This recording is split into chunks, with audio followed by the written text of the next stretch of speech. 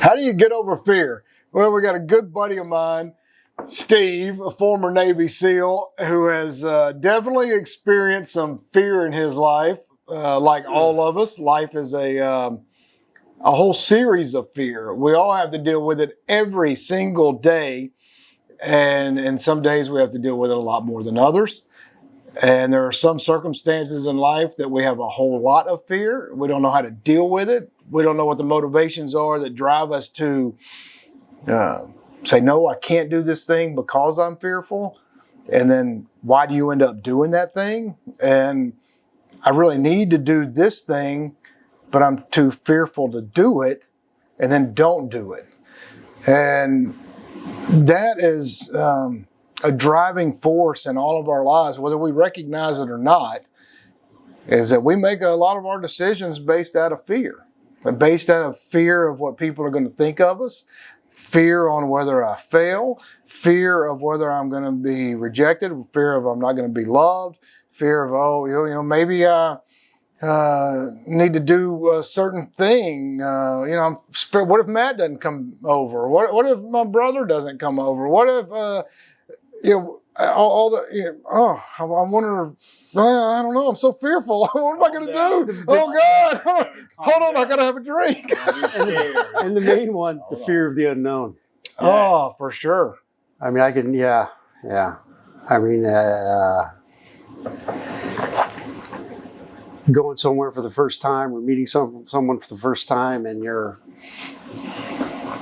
making up all these stories in your head about, what about this and oh my God, it could be like this or it could be like that, and I'll say something stupid or I'll do this or I'll do that, and you're making all these stories up in your mind, or it'll be like this or it'll be like that, and you don't even know, but your mind is just. And that's one of the things you have to battle the most, your mind, for sure. And yeah, you make up all these stories and you get yourself all worked up for something that is going to be just fine, and you're going to have a great time, or things are going to work out, and it's going to be an experience that you're going to treasure forever.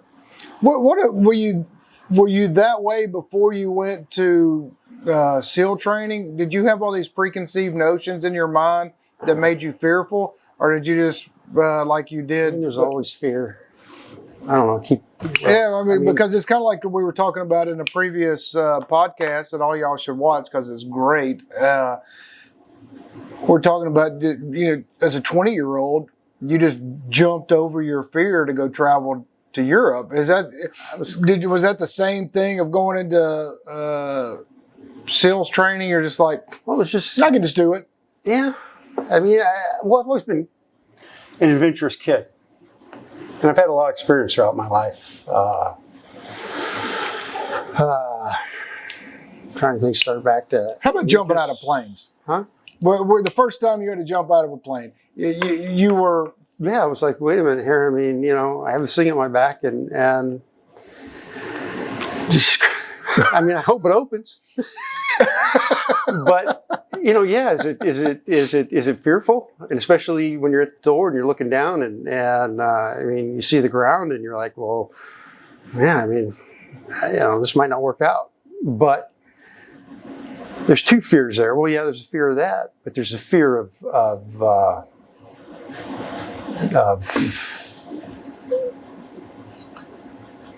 letting the rest of the guys down, or not even that. More of a maybe it's not that. It's a fear of almost of being a coward. So you were talking yesterday when we were discussing, and we were kind of like we touched on it barely, and we said, all right, what's the biggest fear? And it's like you said, peer pressure. Yeah, peer pressure. Peer pressure for. Everybody saying, "Oh, you can't." There's things worse on a man's soul than dying. Yes. Oh yeah. Yes. I mean, what a great saying. There are a lot of things worse on a man's soul than dying. Yeah, I mean, it's because you're in the back, you're in this plane, and you're getting ready. You're all fired up, for the first time, and you're thinking, "Oh God, I'm probably going to die. This is horrible. I'm scared out of my mind." It's worked out for a lot of other people. It's probably going to work out for me. Hopefully, but I'm really, really scared. But you were equally as fearful, or equally on your mind was, I have to do this because I can't have these guys looking down on me. I can't have them being disappointed in me somehow. Yeah, it would destroy my career path. So it was or what I wanted to be or what I saw myself to be. Right. And so at that point, if you don't do it, yeah, you're gone. Yeah. You're gone. So that's part of a team, and yeah, you know, I'm sitting there. Sorry, I'm interrupting, but no, you're good. Alcohol, and but it's like it is that peer pressure when you're amongst friends and stuff like that, and you need to go do something, and they keep telling you, "Yeah, do it, push it." They push you, they push you, they push you. It's like either I can't or I can, and you do it. You do it because it's sometimes. If you're around the right peers, peer pressure can really be advantageous and lift you up to a higher level. If you're around the wrong peers, the peer pressure can drag you down into a world of hell. Exactly. And so if you're with the right people, in your case, like you're thinking, this is what I've wanted to do. This is how I see myself. And if I don't do that, I have the fear of jumping out, which is a real fear, and I also have a real fear of not attaining my goal. And if what's worse to me? What's the fear of not attaining my goal and not having the respect and camaraderie of the people I'm around is a bigger fear. You overcome that in an instant because that's the fear you got to tackle in order to get what you want. Yes. Yeah.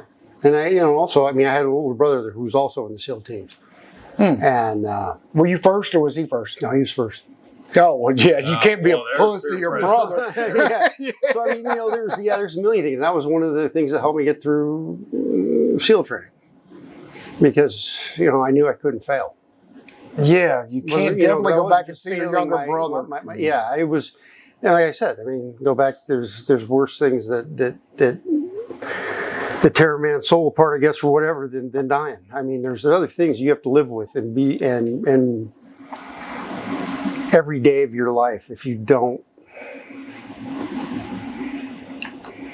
you can beat yourself up really bad if you fail in some things. I mean, everybody's got to. You at least have to try, and if you do fail, we gave it your best shot, and that's just the way it goes. But, your best shot, yes, which means your very best. You jumped through that fear, and still did it. You have to live with for the rest of your life, and have conversations with yourself, telling, well, I could have done this, or I could have done that, or whatever it is.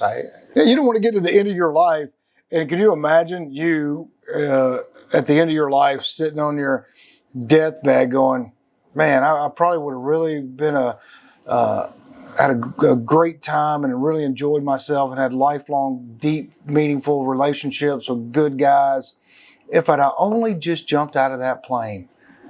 Yeah. But damn it, I was too scared. I was too fearful then to jump out. So now I'm whatever. So I have to be honest with you. I did jump out of a plane before I went to SEAL teams. Yeah, well, of course, yeah, but it doesn't change the fear, though. No, it didn't. It didn't. It was with God. How did I meet these people? This was long. I mean, God, I think I was 17 or something. I forgot how I met these. God, damn half-fire is kicking. It's kicking in once again. But nonetheless, I mean, I forgot how I met these guys. But anyways, they were going jumping, and they're like, "Hey, man, why don't you come with us? We're going to go to this place, and you pay this amount of money, and we'll jump out of airplanes." I'm like, okay. And I think that, once again, it had a lot to do, because at that time, my brother was in the SEAL teams, and I got my scuba lesson. I went and got my private scuba lesson stuff. I got, I did the plane thing, but, I was working myself up to it, but and finally, I saw, that was the only path I saw in my life. It was either that or go back to school. I didn't want to go back to school. So. Well, you got an education, though. Yes. Yeah. I went to Frogman U. Yeah. That's a whole education right there. Yeah. I have a lot more doors, I think, than anything I would have accomplished in college, for me anyways. Yeah, probably. Yeah. My brother, Trey, we were having a conversation and said, hey, we should, and I'm just randomly, something came to my mind. I said, let's go jump out of a plane. And he adamantly says, I am never jumping out of a perfectly good plane. Trey. Yeah, that's what he told me. And so for about, I guess, a year, I would rib him every so often, say, yeah, I don't know why you're such a wuss. Yeah, I don't know why you can't jump out of a plane. Are you a big baby? Oh, I thought you were a tough guy. You know, and I'm just, for no particular reason, I just know it was something, it was a little, weakness in him, and I just kept prodding him. The and older prodding. brother can do that to the younger brother. Right. And so finally, he said, all right, I'll do it. He had enough. I'd pushed him to his limit. I didn't realize I was pushing him to his limit. I just thought I was messing with him to get on his nerves a little bit, as old, brothers do. And then I was like, oh crap, I got to jump out of a plane now. It's like, my brother just called my bluff. And I was like, man, because I jumped out of a plane once before, but it was on a static line. And it was scary, and I didn't want to do it. I didn't want to jump again. But because I had done it, but not a free fall thing, with a person on your back. I have not done that at that time. And I thought, well, we had this conversation, so now I can just hammer him some because I've already done it. I'm your big brother. You're a wussy. Yeah. And I'm just having, I'm having just genuine, wholesome fun with my brother. And when he called me out, man, we looked it up. When he said that, he was here. We looked up where to go. And all of a sudden, my anxiety starts getting high. I'm like, and I'm not letting him know that at all. I'm like, hey, you are not knowing. I had a fear of, I'm not telling you I'm fearful because I'm the one that's been egging you on to go jump. And then, when we meet up in Dallas, it was North Dallas and Plano. Luckily, when I met up with him with this other group that we jumped out of, 2 of my boys and some other friends, I'm like, oh God. Well, I really didn't want to jump. I'm like, I did the whole time I'm driving there. We meet up at this restaurant before we go. It's a Mexican place. That's the last place. Yeah, Trey's hammering margaritas to reduce his stress and his anxiety. And I was like, whew, I'm glad he's having a margarita because I sure need a 5-gallon bucket of those about right now. And yeah, we went and did it, and it was great. It was kind of like that travel thing, be outside of your comfort zone. I was looking up the stats and stuff, how many people die when they jump out. I mean, it's like the chances of you dying is really zero. It's much worse just driving down the street.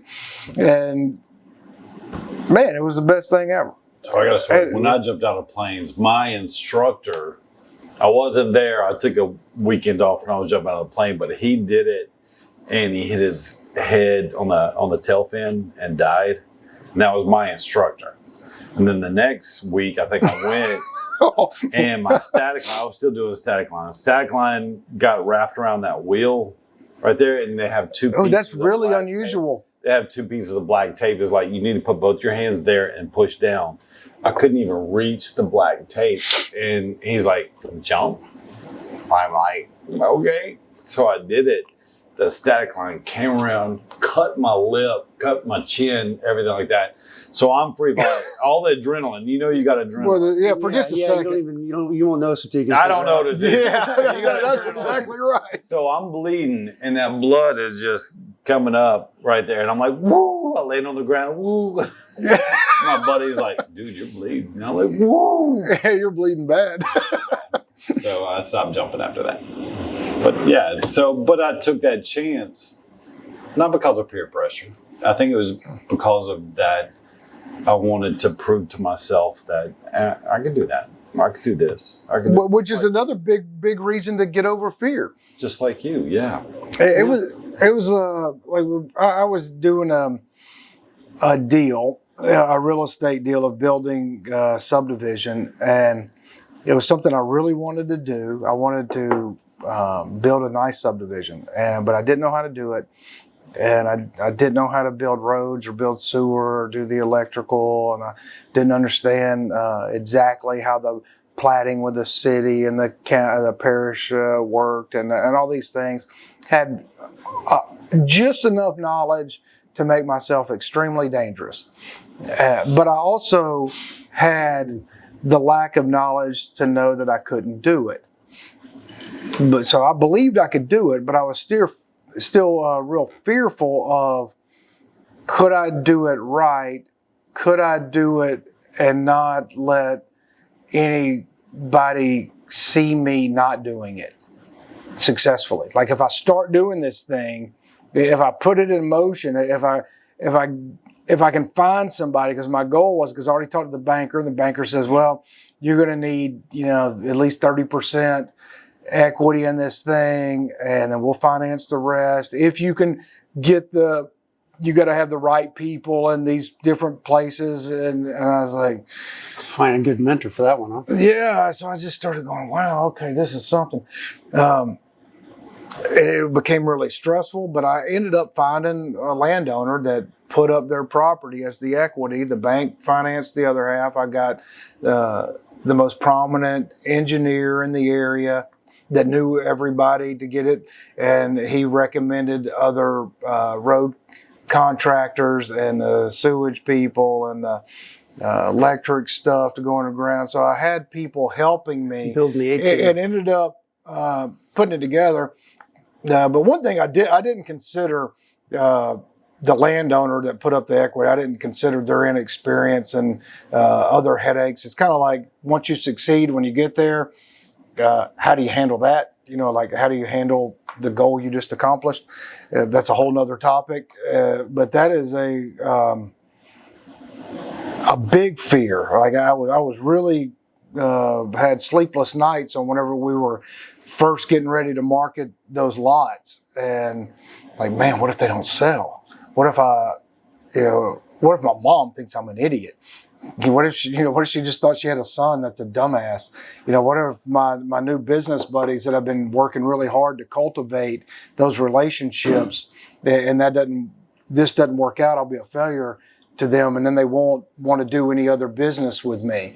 There was a million fears, and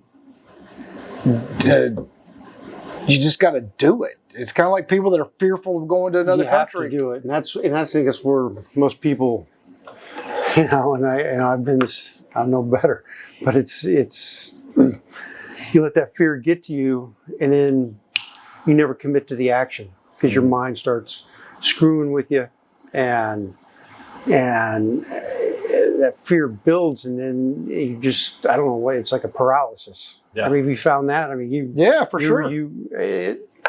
I've been trading commodities the entirety of my life, basically, since I was in my early 20s. And I've had really bad ups and downs, and on my, and crazy great and crazy bad. And in those bad experiences, it started to paralyze me a lot. Like, I would be real fearful. God, what if I do that again? Bad. It makes you really do a lot of self-examination and try to figure out who you are. Like, can I overcome this failure and fear to do it again? It's almost like having a broken heart. Like you've been in love, and you just got through with the divorce, Get your walls up. Yeah, and you just feel, I can't let somebody else into this space. I can't let them in here. It's kind of like in our previous podcast, telling that guy, I don't have any room in my heart to accept your boy into my house. Like, I don't have it. It was a fear, like I don't want to risk that, because I've been successful at this, so I don't want to have a failure. And that is something that can really destroy us by not just doing it. Like, I think it would be a mistake. You're here because we're doing a self-defense course, and that I know. Like, I know it's extraordinarily beneficial for the people that need to know how to defend themselves, the ones that don't understand it, that don't know simple rules and simple basics of what to do to handle yourself in different situations. I know that that's valuable. It is very valuable. And I know that what we have put together and what we're going to be filming over the next few days is going to be extraordinarily valuable after we edit it and do all these things. I have a fear that, yeah, maybe it'll flop. Maybe it will. Maybe it won't. I don't know, but I still have that fear. But that's that fear. I still have that fear of like, well, you know, I've developed a good relationship with a new friend, and we have a lot of commonalities and a lot of enjoyment with each other. And I'm thinking, wow, I got a fear. Yeah, Matt is a great film guy, and he's going to film the thing. And I think, well, damn, you know, I got a fear that what if Matt is watching us and he thinks, oh, y'all are idiots, you pussy, I can beat y'all's ass. You know, I had the same. Bring it on. You know, I had the same fear before I came out here. It's like, well, what are we gonna do? We're gonna, you know, we got to do this, we got to do that. But I'm just like, oh, is it gonna? I mean, I don't. Hopefully, I measure up. yeah. You know, to a certain degree, you know, it's yeah. So yeah, there's. But you know, listen to you two guys. If you could help one person, two people, three people, whatever, I think you've accomplished your fears. You know, somebody gets it out there, you do it, you put it out there. All right, so it costs money, it does this, time, everything like that. But there's probably going to be one person around the world that watched it and used it, and their life is saved. And then it's like, bam. Yeah, you know, There you go. Can you put a price on that? No, you can't. You really can't. You can't. And you can't put a price on that karma that it comes back to you in. Yes. You can't do that. So here we are, three people. See, you're talking me out of my fear. Yeah. It's you know, it's Take a breath. It's that same thing. The last son you basically adopted. You've changed his life forever. Yeah. What you've done forever. by doing that, I mean, all those kids, but he will be a totally different person than if he had just kept on the same course that he was on. Inevitably, from that moment, his life was changed. But you're right. Just do it. And that is something no matter... And it's difficult to say that, you know, just do it. The old Nike saying, just do it. That's easier said than done, but you still got to just do it. And if it doesn't work out, it fails, then you do better next time. Or you self-analyze and then you make it better. And you succeed. You don't give up. That's the whole thing. Do not give up. Always say yes. Don't give up. Just do it.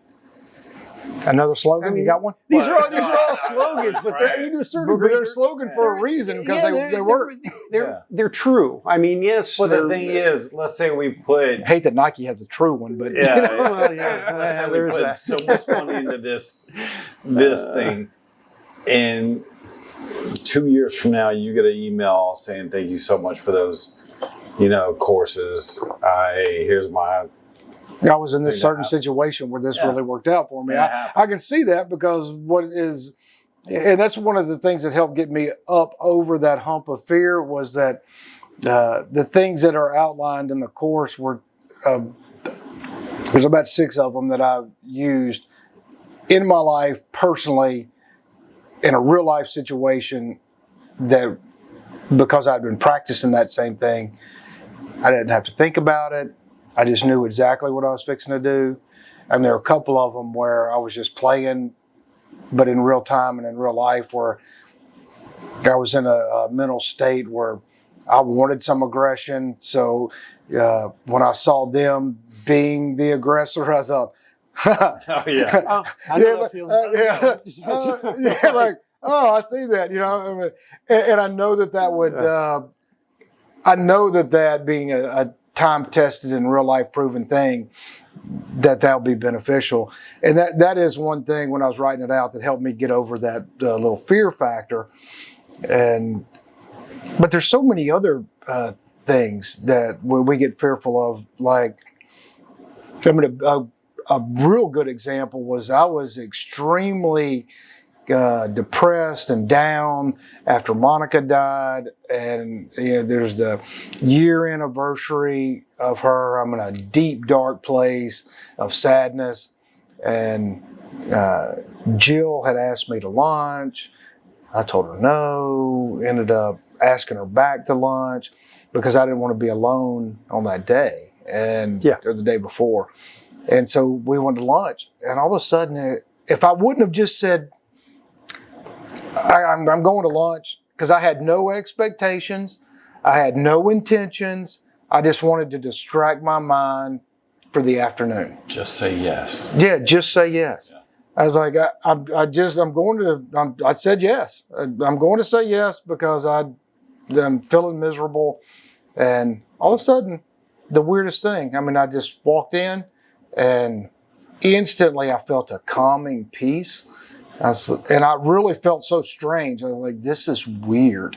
Like I had a weird feeling like, why did I all of a sudden not feel a massive state of depression?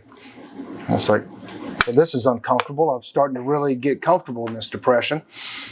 Why does that, that kind of scared me a little bit. And I was like, just go with it. Just go with it. And I think that kind of mentality from your young age and my young age of just pushing through that fear, just driving through it, man, it opens up every door. Otherwise, we'd just be slamming doors closed everywhere, just slamming them closed. No, I'm not doing this. I'm not going to go travel. I'm not going to all of a sudden, heal my heart. I'm not going to all of a sudden allow this other boy into my life. I'm just, we could just be slamming doors nonstop, and what most people do. Man, I just say open all the damn doors. Open them. Open them, all the doors. Open them, no matter where they lead. It doesn't matter. So it fails, or so it's, and I hate to use the word, but or it doesn't work out, or it turns bad, or whatever else. But you will learn something off that will help you in the future. I guarantee you. Absolutely. If you open a door to the wrong door, you're going to know instantly. Yeah, and then it's going to teach you something. You know what? Let me close that one, but let me go the other one that's open. Yes. Yeah. Great. It'll make you better. At choosing better doors. Yeah, for sure. With the pretty doors. Yeah, well, as time goes on, you kind of realize, well, I don't want to open the door over here in the hood. Maybe I'll open it somewhere else. Another big fear that we have is public speaking. When I was in high school, I had a little, well, I call it little because it seems little now, but at the time it was huge, to public speak in front of your, 20 to 30 kids sitting in there. And, we all had to pick a topic and then do something and stand up in front of the class. So that's a big thing. That was a big thing. Yeah, out of that high school experience, there were two wonderful things that happened. I learned how to type, and I got comfortable with public speaking. Outside of that, public school was taught me how to sit down. Yeah. But Fully agree. Most people are just horribly get locked up. Yeah, like you're a big quiet guy. You just kind of want to. I don't know that you would not be the best public speaker ever if you just opened up that door and just said, hey, I'm pretty good at this. I got a lot to communicate. I have a lot of wonderful lessons that other people could find extreme value in if I could just break out of that fearful shell. Because, what if somebody saw me other than, big, tough, strong Steve? They saw me as a real human that they can relate to instead of me man. That the knuckle dragger I really am. Right, with all of us. It's true because when we set this image up of ourselves and then we have to get in front of people, it's scary. I mean, even to this day, but like you were just talking about back in high school. I remember from grade school having to get up and give that book report. It would cause that fear. I have no idea. But it was devastating to me as a young kid. And even in high school, I always got just maybe a touch, very small touch better. But, it was very, I dreaded it. I dreaded it and dreaded it and dreaded it. And But I think it was because you thought everybody was judging you. You have it's that all judging. these eyes. You're right. Yep. And they're looking at you. And my story is I got into health, safety, environmental 30 years ago. And I had to talk, my first group was 100 people. I remember we started out inside a little single wide trailer and there was like 12 people there. And I'd talk to them and I'd be okay. And it's okay. It's 12 people. I knew about them. Well, then we started adding on more people for oil and gas. We're building a refinery. Then it got to 12 to 50 to 100 to 1,000 to the most I've ever spoken to was 14,000 people at one time. I would do videos and everything like that and talk to 3,000 people. But I had my pair of safety glasses. They were dark safety glasses where in my mind, I can see them, but they can't see me. You had your cloak on. And that's all I had. And I'd talk to them because in my head, I was like, I got my dark safety glasses on. They can't see me. I'm talking. I mean, you're invisible. I'm invisible. I'm just going to say everything. Were they listening? Probably not. But after that period, I took them off. And I'm like, you know what? I need y'all to look at me. I need you to hear what I'm saying because I'm trying to protect you. And then after a few more weeks, after 30 years, I will talk to anybody and everybody. I may not have the smartest thing to say. I may not have the best, but I'm going to talk to you because I don't have any fear anymore. Because I don't have my dark glasses on.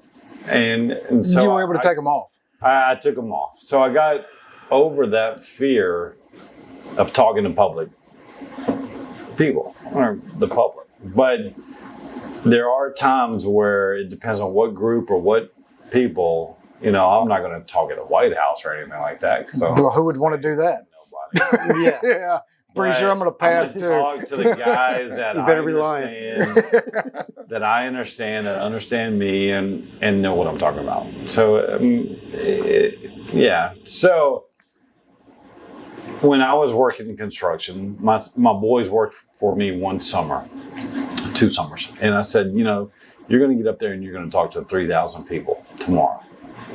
Just like that. Just like you saying, hey, we're going to talk about this in 5 minutes. And I'm like, oh, I don't have time to think. But anyway, I gave him a day. And he got up there. He wrote everything out. He did his speech. It was great. And then after that, I said, do you know what you talked about? Do you know what happened? He goes, I have no idea. I don't remember anything. All I remember was me reading the words and not looking at anyone. But you always hear the stories. They're looking at you. Their eyes are piercing. They're judging. They're taking everything in. And what's the story is always imagine people in their underwear. It's like, well, that don't Does that work? Yeah, that doesn't help at all. help at all. No, doesn't help at all. Because that guy, I don't want to see that guy in tights or a G-string or, now I'm thinking, damn, man. So I got to look away and I look over at this big old guy and he's wearing boxer briefs. I'm like, oh, man. But you got to get past that and you got to do what you got to do. My thing was dark safety glasses to get me past the point to public. You needed your comfy blanket, which was your safety glasses. I've thought about it in terms of public speaking is whenever you can engage somebody, whether it's you two that are my friends or strangers that come to the farm, which is pretty often, and we get to know each other. If you can consider them that if you perceive them to have a closed mind and closed heart, that often radiates to them where they are closed off. So if you are speaking from who you are, like just the essence of your soul, like your heart, speaking from that brings a genuineness to the situation that allows for a much better open dialogue. And so there have been many times where I've spoken to large groups and where I've been on the Fox News and CNBC, all that crap way back when I thought I was going to conquer the business world. And the what I've learned is whenever you're talking to just one person like that as they come to the farm, if you talk to everybody like that, like you allow yourself to be vulnerable, like, hey, this is who I am. Yeah. I'm okay with this. I've been with this for 50 years and I'm figuring it out every day. So if I screw up here, that's just something else I'll have to figure out. So if you don't like it or if that bothers you, then okay, fine. I'll figure out what I did wrong later and then work on it. It's going to be okay. And you just talk and you say whatever message you have to say to the public or to the podcast or whatever you're doing. It ends up resonating. You end up getting traction with some people. You end up, instead of them falling asleep in your 14,000, audience, you end up getting some of those people that really pay attention. Yeah. And end up making a big difference. Well, like we were talking about earlier, I think if you could change one life or somebody's life that say, hey, don't do this, make sure you got your safety glasses on. And that guy's going to remember that. And the next thing you know, a piece of something hits his safety glasses. I'm so glad you told me that because I never wear my safety glasses. Or, it's just... Yeah, don't put your hand over there at that bandsaw. Yeah. That's a good... I'm glad I listened to you then. One person listens to that, then you're good. But being fearful of public speaking of like our earlier podcast, conquering that fear. What do you got to do? Do you got to wear dark safety Yeah. glasses? What do you do? That's what's the solution? What's your comfort? What would you do? Like, all right, so Steve, I'm fixing to jump in because you're a former Navy SEAL. But let's say when you go in to a place and you're fearful and that it's not, all right, so with me in construction, I wear my safety glasses. They're going to either judge me or nothing like that. Mine is totally different from yours. They're going to shoot at you. Yeah. And you got that fear. So you have... But that fear can be helpful, though. I'd rather, for most of my life, I'd rather go and do something where I had a 50% chance of living than get up in front of a group of people and speak. That's a big fear. Something I'm comfortable with. Something it was very. It was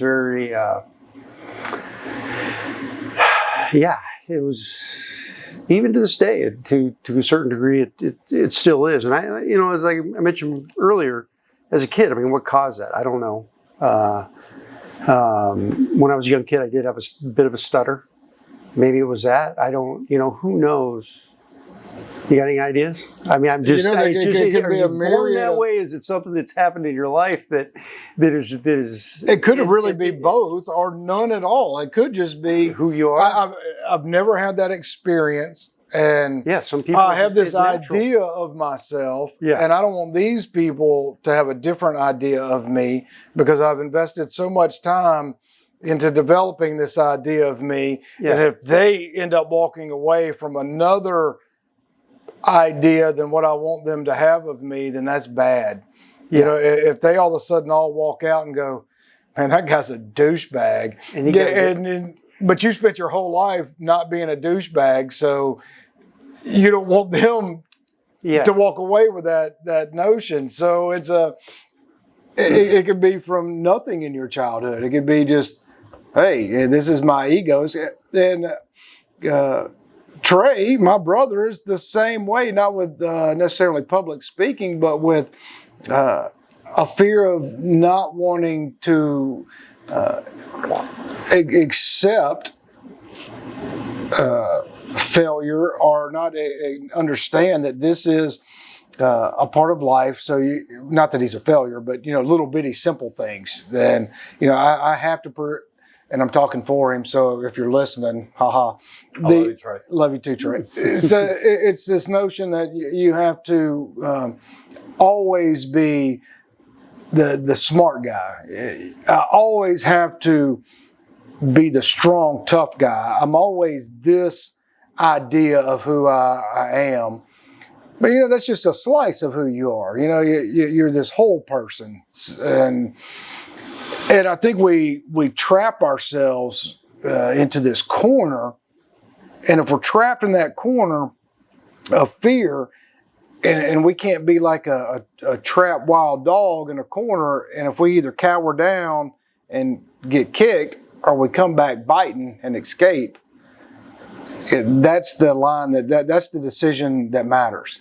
Like are we the dog that's just going to get trapped in the corner and get kicked, or we're the dog that we're going to say, no, I've been kicked before and I really didn't like it. I'm going to jump out and bite and do the best I can to run away.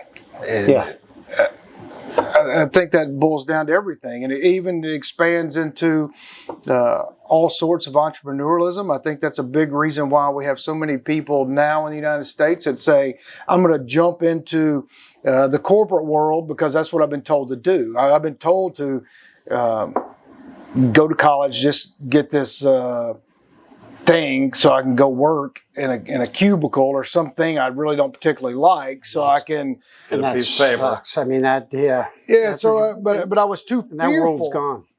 Yeah. So now you spend all this time that's passed that you can never get back, and you always wanted to do this one thing. I wish I would have. I wish I'd have went into marketing. I really like to promote and do.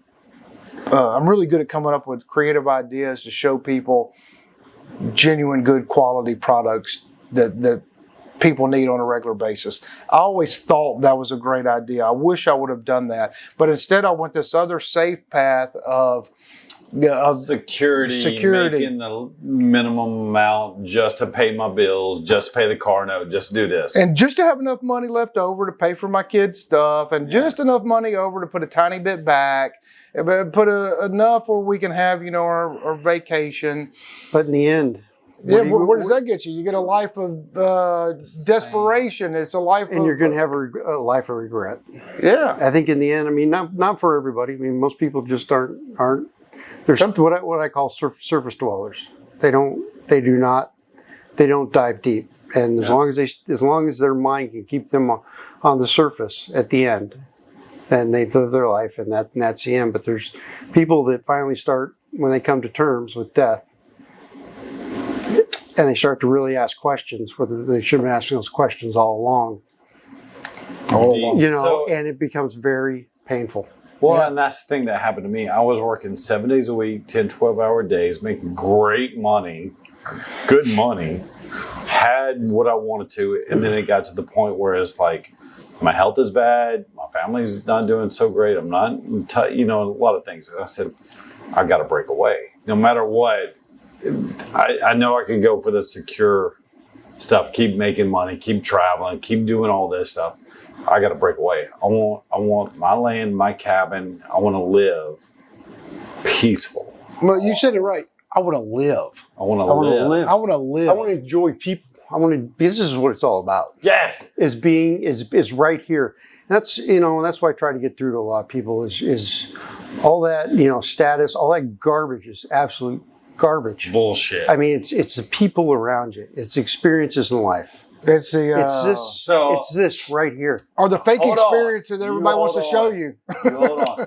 Steve, I couldn't have said it better. So when Kevin and I started doing these little podcasts and stuff like that, well, I would say they're not little. Well, I mean, 3 people little, sometimes 4. But when we were doing the podcast, I was like, I'm getting more in touch with myself than just going out and hanging out like we were, the other day, just having drinks, eating bread. Yeah. Oh, food's good. Oh, beer's good. Oh, and that's it. But here, I'm digging deeper, finding out more emotional stuff.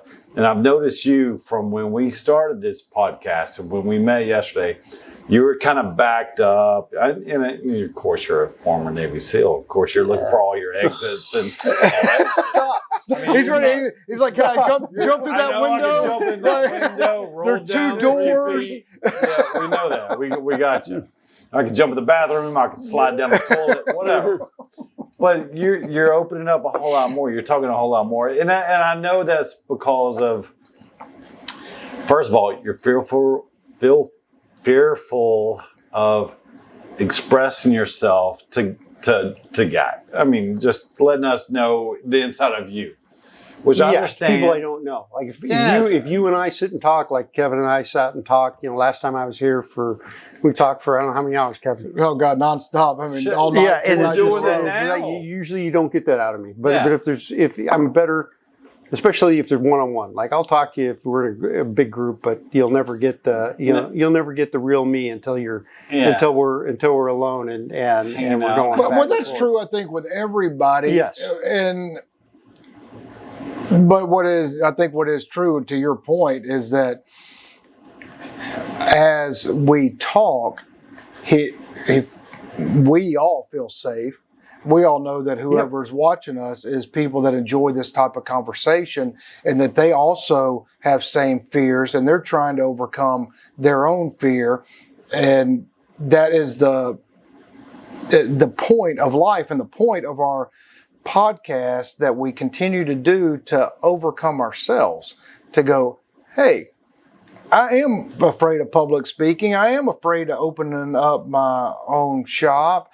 I am afraid to talk with people that society says are better than me because they have a higher financial status, or they happen to be genius according to academia. And that's bullshit. Yeah, it's all bullshit. I've met some of the smartest, stupidest. I've worked for some of the smartest.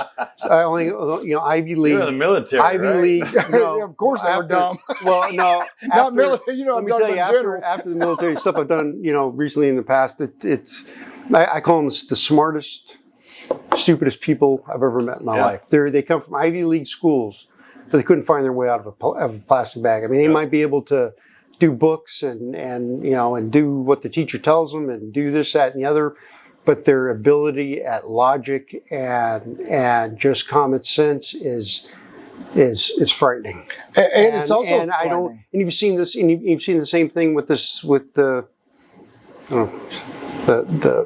pandemic. Scammed. So you've seen, and I've seen the same thing with. I mean, I've just been disheartened by doctors.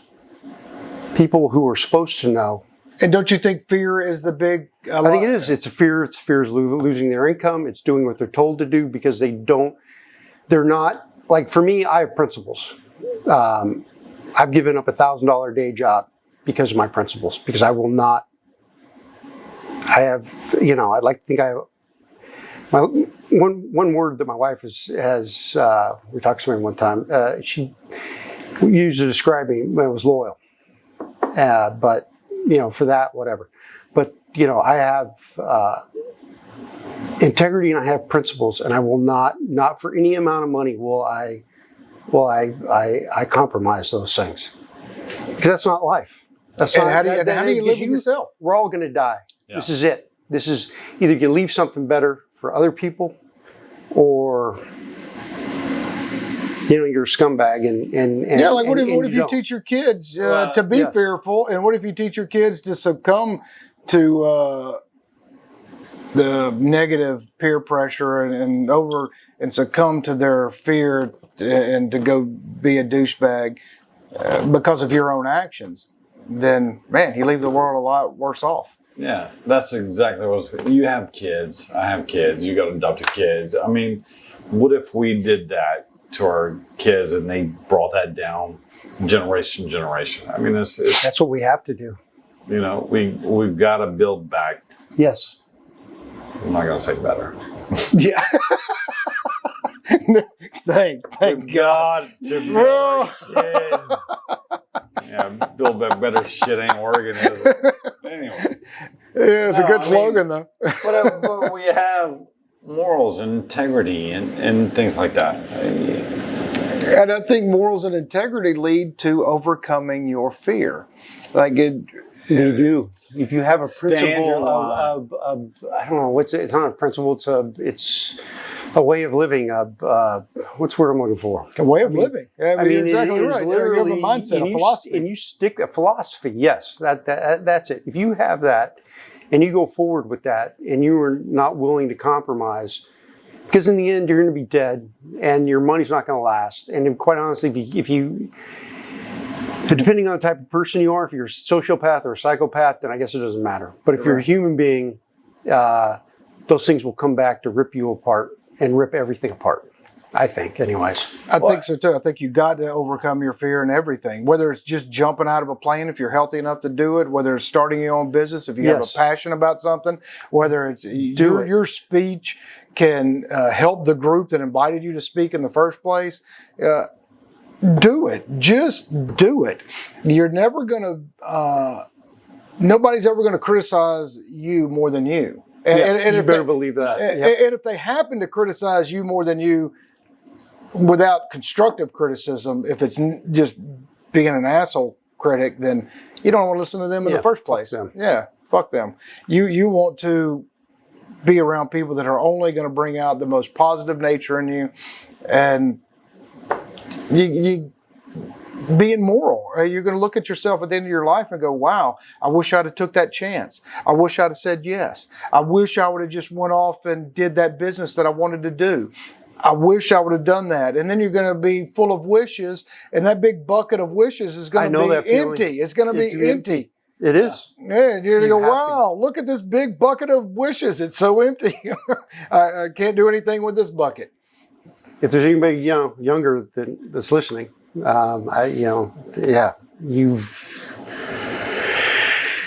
you've got to beat those fears. You've just got to do it. You've got to go forward with the action, even if it's a failure. At least you'll learn, and you'll make it better next time. But Take a chance. you've got to do the action. Yeah, take a chance. That's the hardest thing, because most people. And now and I've heard this. This is it's analysis paralysis. This is what and I've heard a lot of people talk about that, and that's absolutely correct. And you have to. It's your mind. One of the biggest battles you'll ever have to overcome is your own mind against you. I tell that to my kids all the time. You have that inside voice that's going to tell you, go lay on the couch, go play the video game, go, take the easy road, because I don't know what that voice is. It's, it wants you to be comfortable. It doesn't want you to go out there and do those things, and you have to, or it wants you to give up. Let's say you're doing a 4 or 5 mile run. I mean, because you can do 2, 3, but once you start going 4, 5, 6 miles, it takes an intestinal fortitude, and your mind is, just slow down. Oh, just stop for a second. Oh, just do this. Oh, just do that. Just stop, and you have to tell that, to shut the fuck up. I know where I'm going, and I have to get there. And Right. that's, Yeah. So it's the same way, and that equates to every aspect of our lives.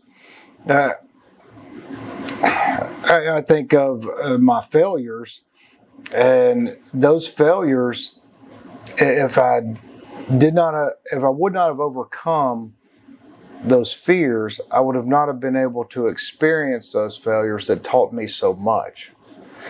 And if they would have worked out and not been massively successful, then that would have been fantastic too. I'd have learned on the way. But I also learned a bunch of stuff, what not to do, how to do things better, how to act with myself better, how to just go, hey, do you know what? If you would have done that a little bit differently, things would have been different. So that lesson, as long as you're still, I think at any age, because you never know when you're going to die. So Nope. you learn these things, and you grow, and you go do it again. You go do whatever it is that you want to do again. Or if you really screwed up in that one thing, like, I really wanted to be an entrepreneur in this, let's call it a marketing company. I wanted to do that, but I screwed up and lost everything. So, but I really know I can be good at it. I just made these mistakes. Well, go try it again. Don't stop. And don't even consider trying. Just, I'm going to do it. I'm going to do it. And if that fails, you figure out what you did wrong and then go do it again. So what do you think about like mentors helping you overcome your fears? I mean, you just explained, maybe you have something else on it, but just a mentor to be able to. Mentors are great. I don't think my life. I've never had one, but maybe you've had one. I've had a couple of mentors that my life would have not been the same without them. Like I purposefully put myself in a situation to get to know some guys. Having mentors made all the difference in my life. If I would not have done that, if I would not have went to where I knew all the wealthy guys were that I wanted to get to know, because I had this vision that they were busybody, strong-minded, tough, rude, crazy business people. Maybe they would show me some insight on how I could be successful. And that vision of them was partially true, because my first day, and it all started for me at the Shreveport Petroleum Club. So I go to the club and I walk into this area of a men's lounge, and where my future mentor was, that I did not know he was going to be my mentor. No. Had no clue. He's sitting there, and the first thing out of his mouth was, "Who the fuck are you?" That's what and I was like, "Who the fuck am I? Who the fuck are you?" Like, that's what I shot back at him with. Yeah. Who the fuck are you? And then I asked him the same thing back. And his instant response was, "Come over and sit down with us." Because this was early in the morning, is where they were having coffee for breakfast with a group of older guys. And it was an instant sort of, I'm going to test this stranger here. Because I just want to ask you, if you had answered him differently and just said, if you had answered him meekly, what do you think the response of those guys would have been? I'd have never got to know him. Exactly. I would have never got to know him. I would have never got to have known him. And I think that is a good lesson, that if somebody hands you something, it's kind of like in our self-defense training. Somebody goes to touch you, you touch them back. Yeah, know your audience. Know who you're dealing with. Like you told me before, those guys are mentally tough guys. They're very mentally tough guys. They respect that banter. And so whenever he fired at me, I fired him back. He invited me to sit with him. And it's a story I've told a lot recently, because it made such a powerful impact on my life. And he not only had me sit down with him, I started having coffee with him every morning before I went to start my work day. Started having coffee. We became friends. He asked me to come see him. I'd start having lunch with him. All of a sudden, lunches turned into him inviting me to dinner. Then all of a sudden, he's asking me to, which I did not have the time to do, but he had a house in Kentucky in Lexington, because he had these racehorses. He's fabulously wealthy and up there doing all this racehorse crap. And he didn't want to fly. He wanted me to drive him. And he wanted me to drive him because he just wanted to sit and visit. He just wanted to have a nice long drive. Let's talk. And so, I would do that with him, and all these whole other things. And he got me into so many different things that I would have never, ever got into if I wouldn't have not only accepted his friendship and had an open mind enough after he asked me, "Who the fuck are you?" And I asked him the same thing back. Yeah. If I'd have instantly closed off, though, after saying that, I've been like, you're a rude ass. I can't. Who talks to people like that? I don't want to be around you. If I'd have instantly made that judgment of, hey, I'd have lost that whole big opportunity. Yeah, and he answered meekly. I don't know, I'm Kevin. I'm going to take my... You'd be like, I don't want nothing to do with that guy, but you you put it right back on them, and yeah, and continue to have an open mind.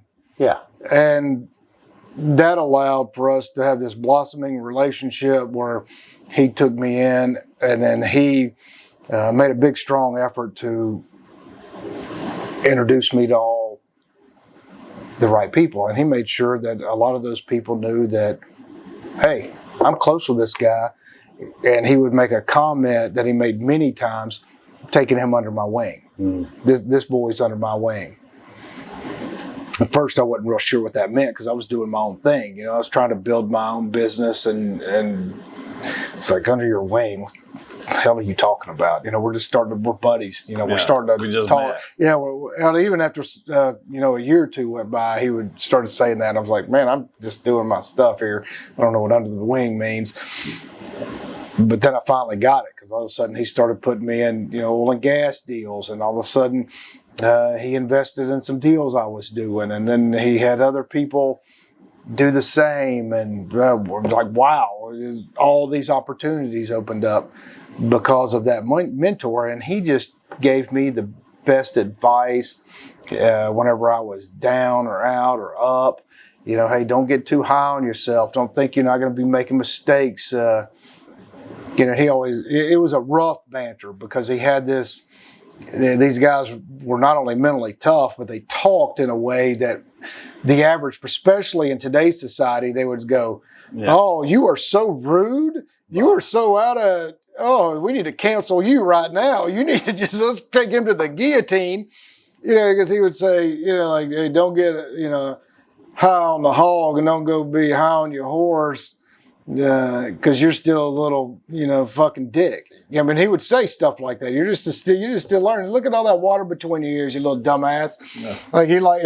But he would say it. He's toughening you up. But he would say it in a way that wasn't degrading, and it's hard to express that to people that weren't around that. If they just heard it in passing, they would go, "Man, that guy is abusing. He's emotionally abusing." No, him. that's old school, and that's the way men are. Yeah, and I know what the way definition of a man is. Yeah. Balls in a piece. Yeah, I understand what the definition of a man is, and it's good to be masculine. Yeah, there is toxic masculinity for sure, and there's toxic femininity, but there's a really great balance, and there's a fantastic balance of allowing men to be men, Exactly, and allowing them to say, hey, hey, you are wet behind the ears. Don't think because you just made a good deal over here that you're not about to make dumbass mistakes because now you think you're invisible. Yeah. Don't be a dumbass. That's good to have somebody to tell you those things. Yeah, put you back in your place. Put you back in your place. Yeah. And it's good for especially young men to be put back in their place before they actually get put back into their place. With a disaster that costs them shit. Right. So to have a really good mentor is really, really important. Yeah. Yeah. And my life has been infinitely better because of his and a few others' relationships. I try to tell them a lot that now because a buddy of mine, Scott Stroud, he wasn't necessarily a mentor, but he did play a big role in my thought process and how to handle yourself. And I really respect that about him and really love the guy. And so I'm at his birthday party the other day, and you were with me. Yeah. Love this guy. And I also think, getting over your fears and allowing people to be your mentor and breaking through, giving them banter, but also breaking through your fear and telling people that you appreciate them. Like, even if they don't even fully understand why or how, like, man, I don't want to tell them that because I'm fearful they'll think I'm a weirdo. Yeah. Or they'll think I'm, what'd you all of a sudden turn into a panty wearer or something? Like, well, what's wrong with you? I think it's invaluable. I think it makes yourself feel better, and they have a sense of hey, my life had some meaning, even if they can't process that at the moment. Well, and I agree because, and I've told you 100 times already, every time I come here, I have a deeper conversation. I have a meaningful conversation that I would never have outside of this fucking room. You know, that I feel like, oh my God, it just opens my head up. It makes me think.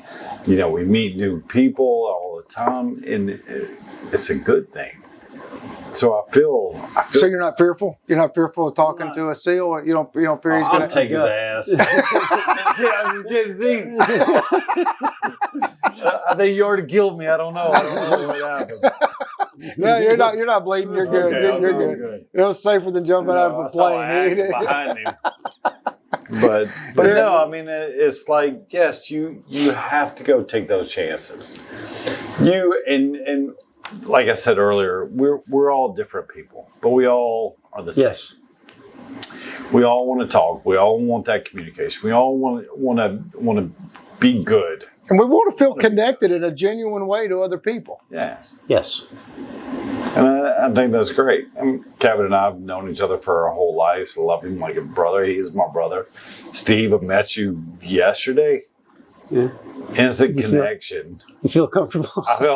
Is it I kinda don't like- know when you start rubbing your legs and everything. What the fuck is he pulling a gun? What kind of knife does he have? Is he pulling a machete? What's happening? I know you got about 8 pistols, maybe a 4 knife. Oh shit! And but it's like this is where we're supposed to be. We meet the people we're supposed to meet. Yeah, it's kind of like our friends from Switzerland and from Texas that were here, the couple. Like we have people from around the world, and with all these wonderful experiences that are coming nonstop, for some reason, all these people keep coming to the farm. And there's some kind of draw that just continues that process. And some of them in passing where, you know, they watch our podcast like Lindsay and a friend from Switzerland, and they just come through and got to come see, you know, and like you come back. We got introduced from, No, I'm thinking about moving out here. yeah, come on. Moving into your guest house. I mean, why not? You know, hell, it's just This is my truck monkey, Steve. I will tell you, Strong Monkey. I will tell you that it's my battle buddy over here. Texas is a lot better than California. Yeah. But anyway, Really?